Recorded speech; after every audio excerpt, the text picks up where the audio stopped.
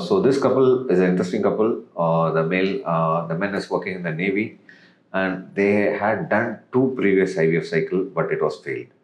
Why they did the IVF cycle? Because the male partner had a cryptospermia and his sperm parameters are very poor. So they came here finally, and what we did, we first tried to improve the male parameters. So we did the testicular injection along with the hormonal medication. So for the initial 2 months, we tried to improve the sperm parameters, and as a result, he was ejaculating around 8 to 10 million of sperms. And then the IVF procedure was started, and the fertilization is done. Then this, you can see the blast how it is. So the embryo transfer is not yet done. So we are hoping to get the best result for him. So as usual, we pray God to get the best result. Thank you.